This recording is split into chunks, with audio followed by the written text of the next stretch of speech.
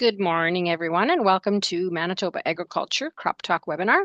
If you have any questions during the presentations today, please type them into the Q&A icon on your Zoom toolbar, and we'll get to them at the end of each presentation. This webinar is being recorded, and you will receive a link to the recording. Thank you. Thanks, Laurie. I'd like to welcome everybody to the February 26th edition of Crop Talk. And it's one in a few series that we've been doing through the winter here. And just wanted to, I guess we discussed and we wanted to talk about a few things. And I think one of the things that is becoming more and more important as we see what prices are doing and what politics is doing, that farm management is probably going to be front and center for a lot of people this year. And I thought this might be a good opportunity before we get out into doing a lot of the field type work. We can got some time right now to maybe look at some farm management stuff, and I thought it would be a great opportunity to get Darren Bond on to talk about some of the things that he's seeing, some of the things that he might identify as things that we should be watching out for, things we should be looking at in our operations to make some good decisions for this growing season. So with that, I'll hand it over to Darren, and we'll get started with his presentation today. All right, thank you, Lionel. I'm just going to share my screen here. So if you can just tell me that you're able to see things. So yeah, I'll just put it in present. Yeah, there we go. Okay, Good. perfect. All right, thanks, Lionel. Appreciate being able to come out here as always, and share some thoughts and get some feedback as well. It's always a good time to do that, especially even though it's warming up. We're still a little ways away from the season.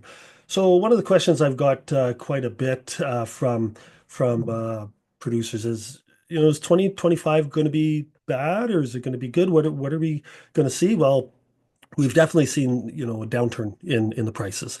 And when you talk to producers, especially, ones with a bit of gray in the hair, they'll tell you, well, downturns usually last 4 to 7 years, maybe longer. It depends. Are we in year one? Well, we could be. I think it's a little bit hard to tell when you're in the midst of it. Sometimes it takes a little bit. But if we are in this, it could be year one, but it could also be year two for some producers, especially producers that didn't market 2024 production in the first half of 2024, like pre-selling grain before harvest time, because we did see quite a bit of deterioration in prices around July of 24. The good thing is that we've come off a few good years. So we do have that, and hopefully some wise investments and some money in the bank will help moderate some of the turbulence we could see with some tighter margin years. But for some producers, it could be losses for the first time, especially some of our younger and newer producers. This volatility that we're seeing, volatility in weather, volatility in markets, volatility in geopolitics that we're seeing right now, it makes management much more difficult, but really it's much more important. And what I'm going to discuss today is managing the high cost line items effectively. That's going to be everything. It's going to be the beginning and the end for management and to be able to bring success to the farm operation. So our numbers in this presentation are based on our 2025 costs of production for crops. You can find that online. We have printed copies in our service centers, and we've had a bunch of copies at trade shows in the past little bit. So hopefully you've seen those. I think this is a good graph. These are our grain prices for Manitoba. So this is for the producer level. So this is futures and basis. So what you would get at a elevator, say just outside of Winnipeg. And we can see this stretches for quite a few years, but we can see how it was humdrum from, January of 2017 to, January 2020, and then the drought of 2021, and then the panic buying in commodities with COVID really saw an escalation in prices. But as we move through this chart, we can see that as we get to current date, that the prices have come off those highs quite a bit, and they are higher than what they were before all of this craziness. but they're quite a bit lower than what they were in the heights of that. And that makes it very difficult to manage it. How many times have we heard, oh, this is the new norm, just to find out that it's not the new norm? And maybe the new norm is uncertainty and not knowing what tomorrow is going to bring. Here's a snapshot of our costs of production for 2025 for the six main crops grown in Manitoba, so the largest acres of crops grown in Manitoba. And starting at the top, we can see the operating costs. So our operating costs, seed, fertilizer, chemical, we source it much like how a producer would source those prices. We have an input retailer network we reach out to and get prices for the 16 crops grown and shown in our COP guide. Fixed cost is the next line item. That's going to be land and equipment. This is highly variable amongst farms. We've come up with numbers based on Farm Credit Canada's Farmland Values Report and Statistics Canada's equity levels in both land and equipment to approximate some fixed costs, but this is going to be highly variable between farms. Farms that have been in the business longer, older farms are going to see these fixed costs be lower just because they've had time to build that equity. Where younger or newer farmers are going to see these costs be higher just because they haven't had the time to build up that equity. So it's going to be highly variable. As we move down into profitability analysis, we can see a target price per unit. That price is based on a fall 2025 new crop delivery. Now, keep in mind, when we made this guide, we made this in November of 2024. And to give you an example with canola, we have 13.25 as a price. In that month of November 2024, new crop canola for 2025 fall delivery ranged from $12 to $14 per bushel. There was a wide range. Farmers also often joke with me, remember the good old days when, 5 cents a bushel was a big move? Well, that those times are gone now. So prices right now are in that 13.50 to 14 or just over $14, depending on where it is and whether it be a crusher, elevator, or the like. The important point here, though, is for you to put in your own number to start some analysis. Well, we just put in placeholder numbers in here, but just so you know where those came from. Those come from fall new crop 2025 delivery. Target yield per acre is based on Manitoba Agriculture Services Corporation average yields. Again, your numbers would be much better than our numbers in this, but again, this allows us to demonstrate what we can do with some of these numbers. And if we move down to the bottom and we look at the net profit, second line from the bottom, we can see a lot of brackets, unfortunately. Everything other than barley is showing a pretty narrow range of losses of $30 to $50 per acre. Now, keep in mind, this is fully costed. When I say fully costed, I mean this accounts for the fixed costs too. So it wouldn't surprise me that producers that have more equity or less debt, they, with the numbers that we're showing here, they'll see a slight profit in the upcoming year. However, farmers that are newer or younger, or farmers that have expanded rapidly in the last few years and used debt to fuel that expansion might have higher fixed costs. So those profit numbers might be a little worse off than what we're reflecting here. But again, this gives us some ideas what we're looking at for the upcoming year. I'm a big believer in break-evens and especially break-even prices. To determine a break-even price, you take your costs divided by your yield. At this point in time, when we're looking at 2025 numbers, we're using a projected yield. Once the combines have rolled through the fields and we have actual harvested yield amounts, we can actually use those actuals in there, and we can come up with a break-even price per bushel. And looking at these ones, and I'll pick on canola for sake of argument, that we're just over $14. That is a very useful number. At this point in time, it's a good number to be able to look at the different crops that we grow on our farm, see what the different break-even prices are, see which ones are more attractive to grow. So if we have swing acres that we're not sure what they're going to be, we can swing those acres into more profitable crops. Of course, we're always rotationally bound to a certain extent, but we can focus in on higher profitability crops. The other good use for this is it identifies marketing opportunities, and to be able to look at some of these prices and say, okay, if we can start to meet our break evens and then see some returns, it starts to signal some marketing opportunities. And what it really does is it takes away some of the guesswork and stress and uncertainty when it comes to making those decisions. So I would impress upon people to be able to do this for their own farm. It does take a lot of the stress and anxiety out of decision making. Now you're making decisions with good numbers, and that's the name of the game, is to make good decisions with accurate data. Here's a snapshot of our costs of production for the last handful of years from 2020 to 2025. And we can see 2020 and 2021. And if we were to go further back than that, we would see the cost of production go up 3 to 5% per year. It was pretty flat, pretty like steady flat appreciation. But then 2022 hit, and between fertilizer costs and chemical costs and equipment costs, we took a really significant jump up.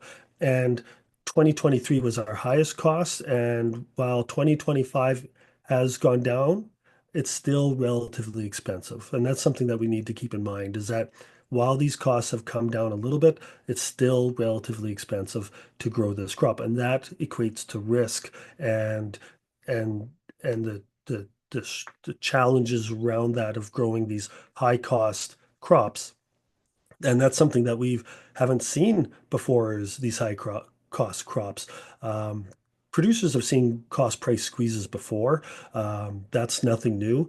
But what is new this time is a couple things. One thing is that our costs are elevated. The other thing is that we went from some pretty profitable times in later 21, if you had the crop, 22 and 23.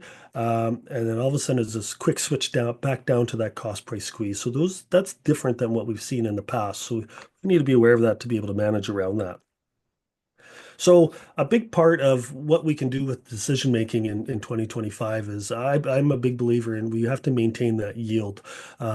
If we're looking at cutting costs, it doesn't make sense to cut, say, $20 per acre of costs and just to find out that it reduces our profit or gross revenues by $40 per acre. It's not a great trade-off. We want to make those trade-offs that provide a positive return. You may hear me talk a little bit about cost benefit analysis, and it's very basic and simple. We know the cost of something. What's the benefit to it? And if it's difficult to put a dollar sign to that benefit, or if we're unsure, then that's a challenge. But if we're cutting costs and it's going to just hurt us on the back end, that doesn't make sense, obviously. I'm going to spend a few bullets here talking about fertilizer, because I think fertilizer is very important this year. I believe that we should be looking at soil testing everything. It's way too expensive to either over apply or under apply on these years when we have a cost price squeeze and high fertilizer costs. I'll get into some fertilizer costs in a bit here. It's very important that we neither hurt our yield nor put down extra fertilizer that actually may end up hurting our yields by, seeing crop lodging or just losses to the environment or whatever the case may be. It's very important that we be accurate with our application. Only cut fertilizer if we're improving our timing or placement. Fertilizer is this fantastic and unique ability and traits where if we apply it in a premium placement, say banding, at premium timing that would be close to when the crop needs that fertilizer, we have less environmental loss. Less environmental loss means that there's more fertilizer there available for the crop, which means either you don't have to put quite as much fertilizer down, or you get a little bit extra yield depending on the situation. This is what we want to be able to use on tight margins years like this, is use fertilizer's traits to our advantage rather than working against us. And moving to spring banding, if possible, is one of those ways to do it. Phosphorus, as we're going to see, is very expensive. We have to be very mindful of phosphorus placement. We want to max out those seed safe row placements and then look at banding the rest. One of the concerns that I have is that a few years ago, when profits were really good, farmers often would look at and say, okay, well, we can expand our acres, but in expanding, a lot of times there was operational challenges, being able to cover all the acres quickly and being able to not have inefficiency creep in. But unfortunately, sometimes it does. And one of the easy button things that people can do can be to be a little less efficient on how they manage their fertilizer. I'm gonna show you with some fertilizer pricing charts that in a cost price squeeze and a high fertilizer cost environment, we cannot be doing that. That's going to be a fast track to losses on the farm. So we have to be very mindful of that. Lastly, on fertilizer, protect that nitrogen. If you can't ban it, treat it with an inhibitor. We don't want to be able to lose it. Mother Nature really decides on how that nitrogen stays within the soil, especially if we're looking at, say, broadcast applications. If Mother Nature works with us, it doesn't hurt as much. And if we get that nice rain shortly after application and it pushes it into the root zone, and we have minimal losses, it's not a big deal. But Mother Nature isn't the best business partner. I've come to realize over the last few years she's not as reliable as what we'd like to think. And to put your hopes on how your nitrogen is available to your crop with environmental losses based on what the weather is, that's not a great strategy when we have this tight of margins. So jumping into some fertilizer discussions here. Um, these are our prices that we do for surveys. So our department does twice a year surveys with their input retailer network. We do it. I'm going to show urea and phosphorus here. If we look on the bar chart, we look at pricing in the previous fall. So, give you an example. Previous fall for 2025 would be in mid-October of 2024. And then we'll do another survey in April of 2025, and that'll be our fertilizer pricing that we look at. So we've done this for quite a few years, and we can see that fertilizer, urea in this example, took some pretty big steps up. Generally speaking, it's cheaper in the previous fall than the spring. However, we can see in here in 2023 or 2022 that we had a bit of an anomaly, and where in we have it be more expensive in the fall than the spring. That happens every now and then. 2008, I believe, was another year that happened. Generally speaking, it's cheaper in the previous fall, but fertilizer markets are what they are. I think the more important chart, though, is the line chart on the right-hand side. And that line chart shows the affordability of urea. So what this one is looking at is wheat is the top line in the red, canola is the bottom line in the blue, and it's how many bushels of grain is required to purchase 1 ton of urea. So if we're above the dotted line, that means it's expensive, and if we're below the dotted line, that means it's cheap. And we can see here that it's just above the dotted line, meaning that it's still expensive when we look at it from the affordability perspective. But this one's not the bad one, unfortunately. It's phosphate that's the much more expensive one. And we can see in 21 to 22 took a big jump up, and while it's backed off a little bit, it's still pretty expensive. And that's something that we have to be very, very mindful of. Looking at that line chart on the right-hand side, again, wheat in red at the top, canola in blue at the bottom, the dotted line being the average amount of bushels required to purchase 1 ton of phos. We can see that it's very expensive still. And even though that price has come down a little bit, the commodity prices have come down a fair amount too, and that's really reflects how expensive phos is. So being mindful of how we manage it is very, very important. So we hear about 4 Rs. We hear about 4 Rs when it comes down to environmental sustainability, environmental stewardship.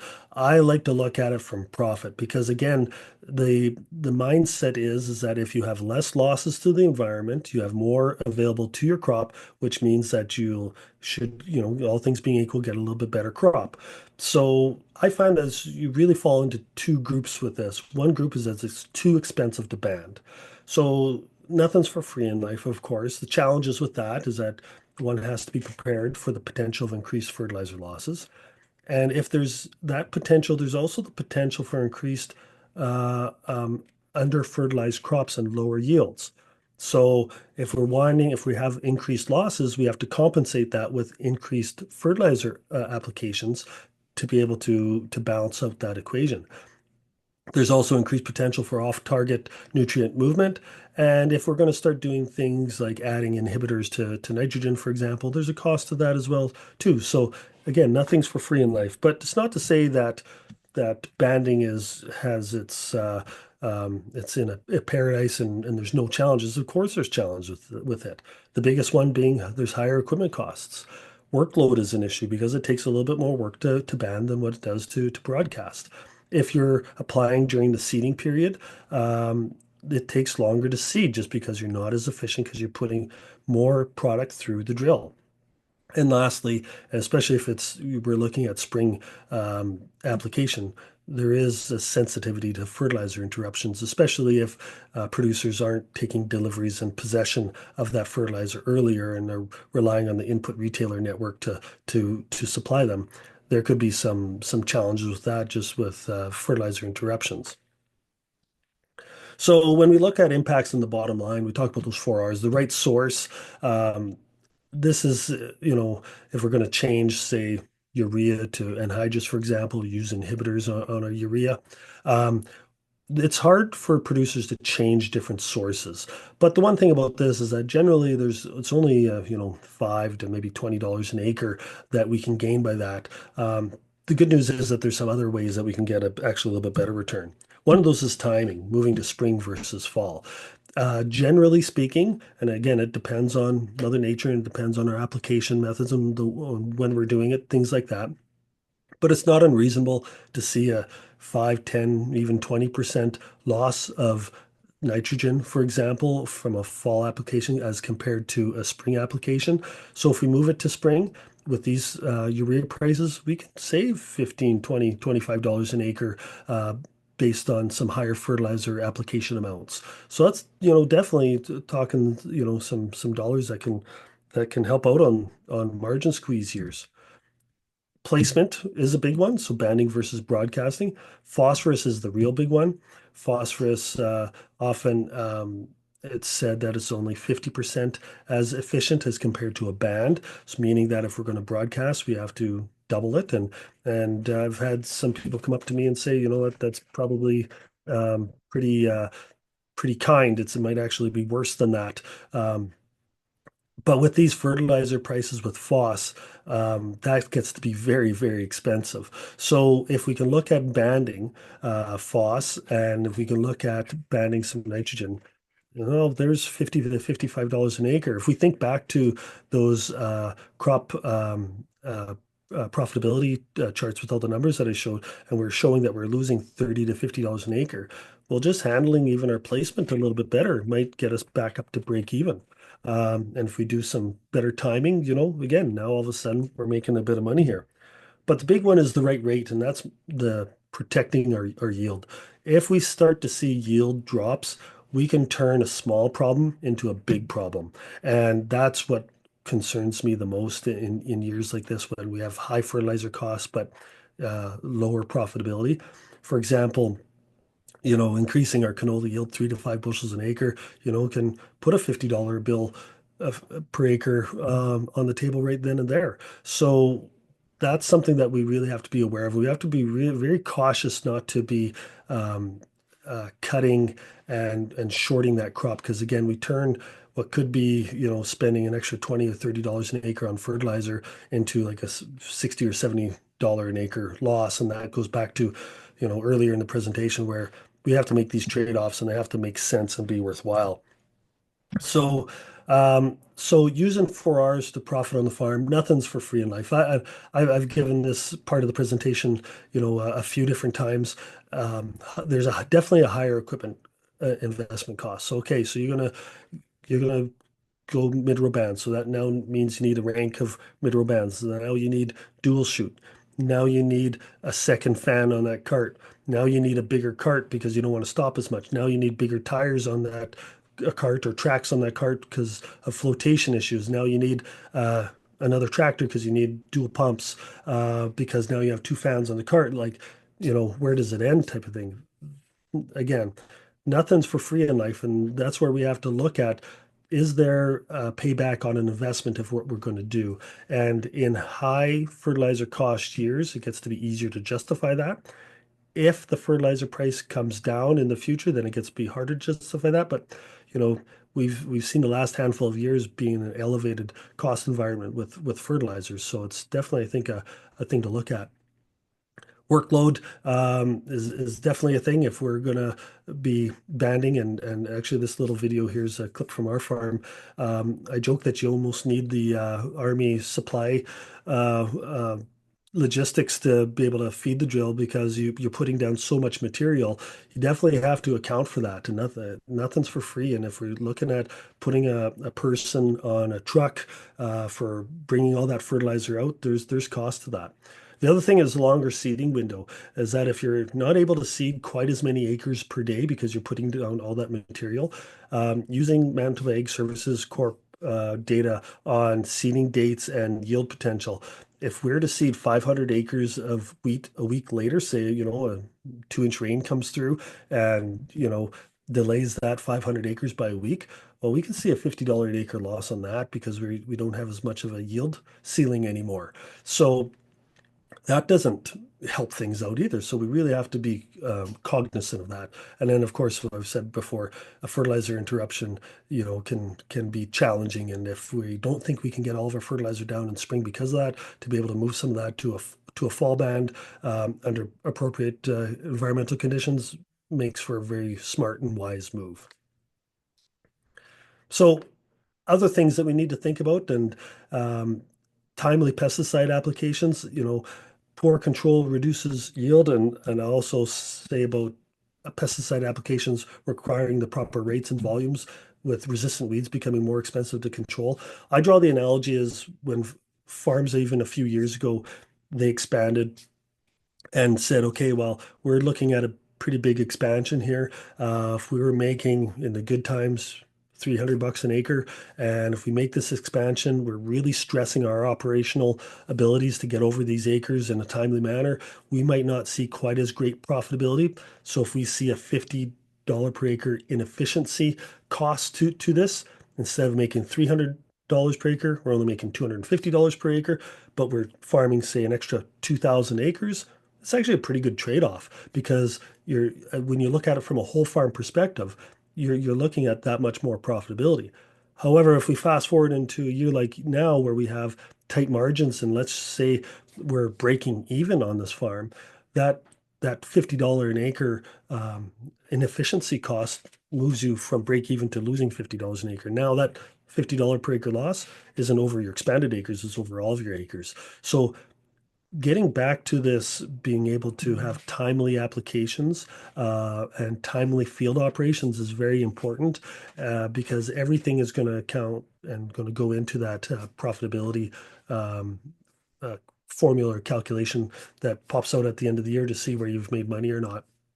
Shorting on pesticide applications in the view of trying to gain capacity can come back to bite us on that. So we have to be aware of that. Invest in proven practices and products. Look for local third-party testing, or do some trials on your own farm. I think that's you know just a fantastic idea. Our commodity associations can help producers with that if they're looking for that. But spending money on things that provide a return is very important. Um, Knowing your cost per bushel sold, as I talked about before, reveals the profitable investments in the farm. And with that, we can do a few things. We can come up with some scenarios looking at, say, what does a low yield, an average yield, or a slightly higher than average yield look like? And it gives us then, as we move through the growing season, essentially it's like contingency planning to say, okay, yields are a little bit lower. This means our cost per bushel sold is going to be at this. It might affect our marketing. But the other part of it is looking at the higher than average yield. If we say looking at 15% higher than average yield, if we're looking at that and we still struggle to show profitability on the farm, the question gets to be, is that the best crop to be growing? Or maybe there's another reason why we're growing that crop, and maybe it's a really good reason for rotational purposes or whatever the case may be. But having a good rotation is nice, but being able to keep the banker happy is really nice too. And we have to be mindful of that when we come up with these different scenarios. So when we make changes on the farm, though, whether we make an investment or pick up some more land or whatever the case may be, how does this impact your cost per bushel sold? Does it go up or does it go down? Because if your cost per bushel sold goes up, and think back to canola at 14.12, I think it was, if it goes up to 14.50 with some changes on the farm, that's not really helping the case, is it? And I always boil it back to how competitive are you? Does those investments actually drive down your cost per bushel sold, which actually makes you more competitive? And producers are colleagues and friends and very supportive of each other, but they also compete for land and equipment against each other. And if your cost per bushel sold is going up, it gets to be much more difficult to compete for that land. And that's where it really comes home to roost with that. So that's why it's important to understand that. Carrying costs of grain is a big one. We do need to recalibrate from low interest rates to, it went up, it's come down a little bit, but, it's still a little bit higher. Um, there's some pros to storing grain, right? We can defer our delivery with the anticipation that we're getting paid for deferred months out. We're buying time for a rally. To try to make sure that that price goes up. But nothing's for free in life, of course. There's interest costs with that. There's a storage spoilage risk, and our cash is also tied up in those bins. Carrying costs usually range from about 5 cents per bushel per month to 8 cents per bushel per month. Um, the wheat and wheat would be on the lower end, canola, soybeans would be on the higher end of that. So knowing that's pretty important. I had one old timer tell me, he's like, well, when I look at that 30,000 bushel bin of wheat sitting across the yard, it's costing me 5 cents per bushel per month, which is essentially $50 per day. So he says, whenever I go to coffee with the boys, I take a $50 bill out of my wallet, put it in that jar, and look at it and say that my management decisions on storing that grain better be providing at least that, and then it should be a whole lot more to me. Otherwise, why am I storing it? So I think it's a good exercise to figure out those carrying costs of grain to be able to see where those costs are. Lastly, uh, the making informed decisions on equipment and land investment decisions. It's very easy to overburden a farm with too much capital investment or too much investment in land or equipment. Those things are very expensive now, so we have to be aware of that. I've given this slide before on CropTalk. Our farm machinery guide comes out every second year. The refresh is going to come out later this year. So these are somewhat old numbers, and these are based over a 2-year period. So we've seen this jump in equipment. I don't think that's surprising to anyone. We all know that's the case. We have to be very mindful of that investment that we're making on the farm because these things just cost so much more now. So we have to be aware of that. But land is also the other thing that we need to be aware of. This is just a quick snapshot. Farm Credit Canada's Farmland Values Report 2023 was up just over 11%. And, land is just getting more expensive. When we look at average annual land increases in Manitoba using Farm Credit Canada's Farmland Values Report, we can see that, we've had some steady increases. But if we look back to 2013, and actually if I included 2012 on this chart as well, those are both in that 25% range increases. We fast forward to 21, 22, 23. We had elevated increases over the previous handful of years, but they were muted somewhat. And I do think a big part of that was everything was so expensive to grow. And while it, looked like the gross revenues were fantastic on farms, equipment was more, fertilizers more, chemicals more, everything just got more costly, right? And that came at the expense of maybe holding some of these land values back a little bit. And we can see in 2024, the mid-year report has Manitoba at 3.9%. So I often get the question, or I would say not often, I almost always get the question at events that I speak at is like, well, what's the value of land? So if we look at the productive value of land, if we look at the last 25 years, land appreciation in Manitoba is just under 8%. So let's assume that profit before land costs and owner's withdrawal is $250 per acre. Now that might be a little bit rosy, but just, kind of roll with me on this one. But let's assume it's $250 per acre. So if we put that $250 per acre into land each year for 25 years at those land appreciation rates, land value would be just under $3,000 per acre. So people are like, well, land's a little bit more than that in my area. But I don't farm for 25 years. I farm for 40 years. Okay, well, let's look at 40 years then. If 40 years, the land appreciation rate in Manitoba is averaged at 5.43%.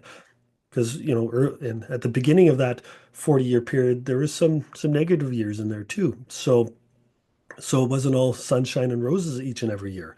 But if we're going to say we're going to farm for 40 years, we're going to look at these land costs, and the profit's going to be that same $250 per acre. We're going to put that towards our land cost for 40 years with a land appreciation rate of 5.43%.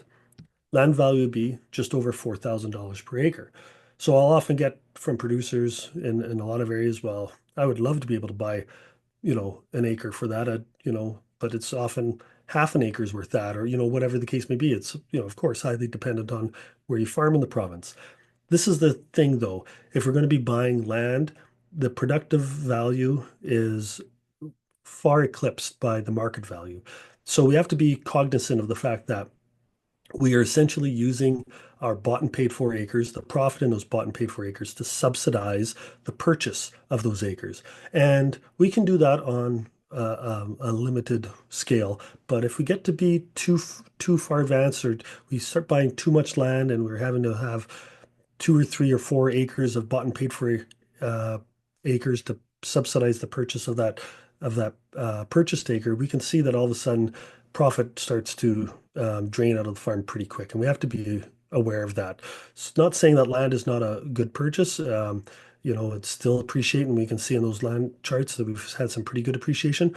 We just have to be aware of the cash flow implications that it has on the farm. And in years where we start to see cost price squeezes, we have to be extra attentive to those situations. So some takeaways, and this is my last slide, Lionel. Doing your own cost of productions obviously is very important. Putting your own numbers in there, it's everything for decision making. It identifies profitable crops, it identifies marketing opportunities.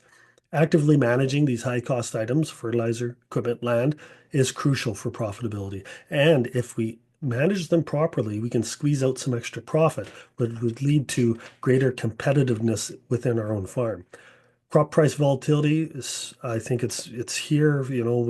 We've just watched these prices and wonder, where this is all going to end up. I still think there's going to be opportunities for profit, but I think we also have to be aware that these opportunities may be a little less frequent and for shorter periods of time. So we need to be able to jump on those profitability points as soon as we can. As you see grain price specials for elevators, they offer them, and it used to be they'd be up there for a day or two, and now sometimes they're only up there for hours. So it's just because the tons fill up. So we have to be aware of that.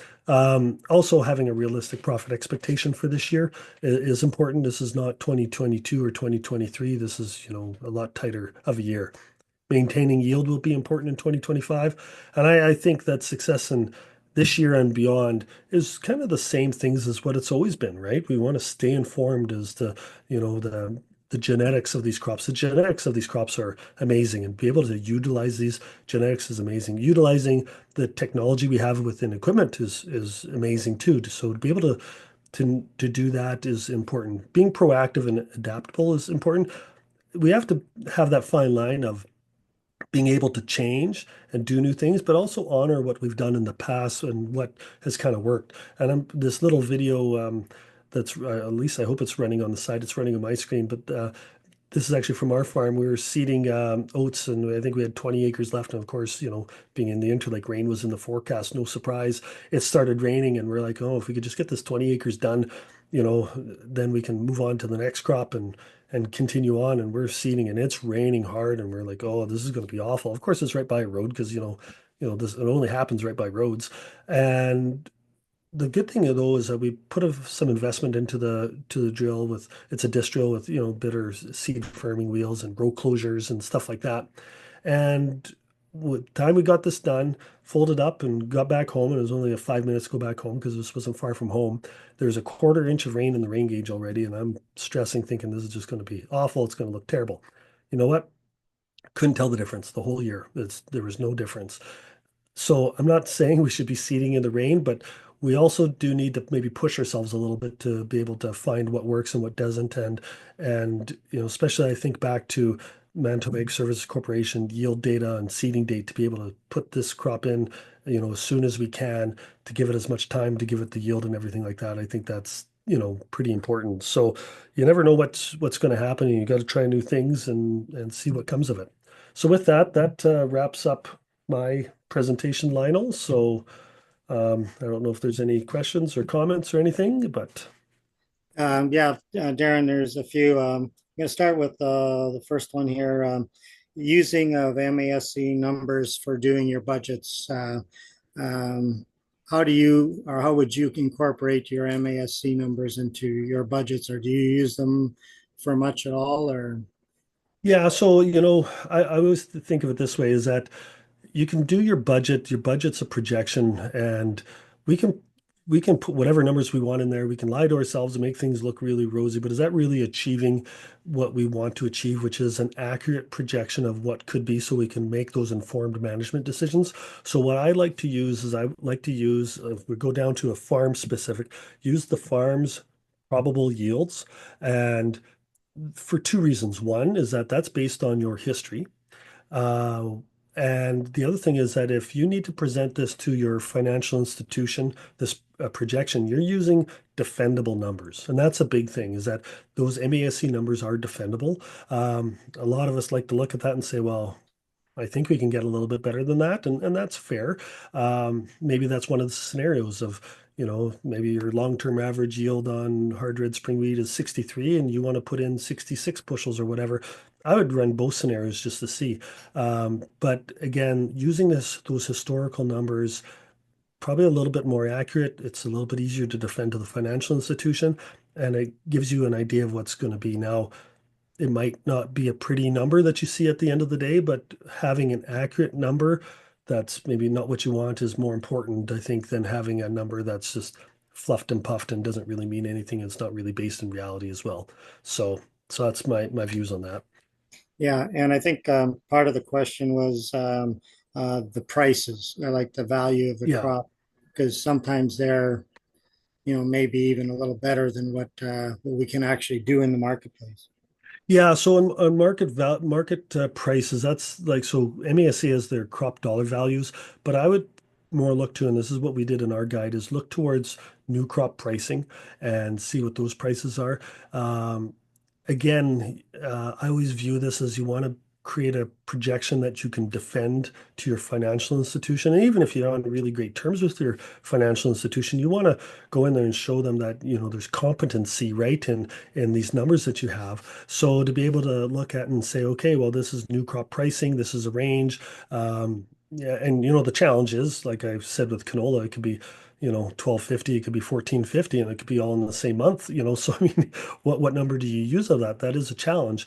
But at least being able to show, hey, this is what some of the numbers were. And if you have any new crop marketing contracts, you can base some of those values on that as well. And again, that's defendable because you have a contract that you can show to your financial institution, say, hey, we've locked in 10 bushels an acre of wheat at this price.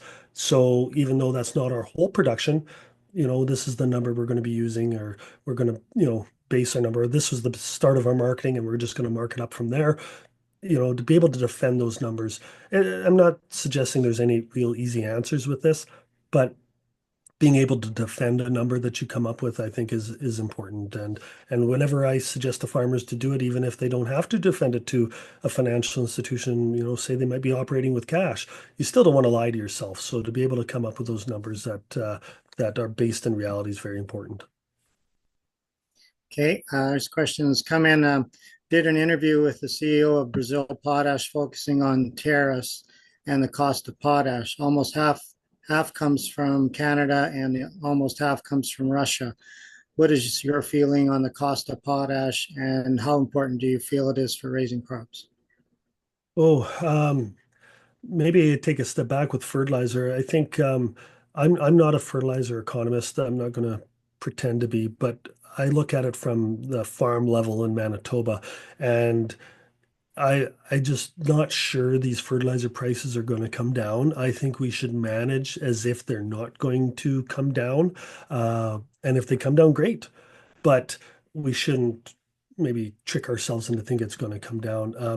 You know, phos and potash, those are, and maybe Marla would be much better to speak to this as to what I would be. But you do have a little bit of wiggle room if it gets expensive of what to use. But I go back to that placement and soil testing, and that if the crop is requiring it, you know, you're much better off to spend the money and apply it than not apply it and hope that, the soil environment makes them available or whatever the case may be, and hope that you have a good crop. I don't like basing my farm success on hope. I like basing it on a little bit more solid foundation than that. So, how those tariffs come into play with potash pricing, I'm not sure. I I don't even know day to day what's going to happen with these tariffs and what's going to be impacted and everything like that. So it's you know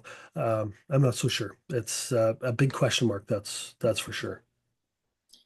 Yeah, and I think you made a good point regarding the potash and crop growth. Different crops are, require different amounts of different nutrients. So soil test is definitely important. Crop selection is important, and then you can determine, if your level of potash in the soil is enough or if you need to add. So I think that one there kind of goes to back to the whole soil sampling answer. Yeah, I think so too. While we were talking about tariffs, the one question came in was that um, what do you feel that the tariffs might do to this year's production and profitability?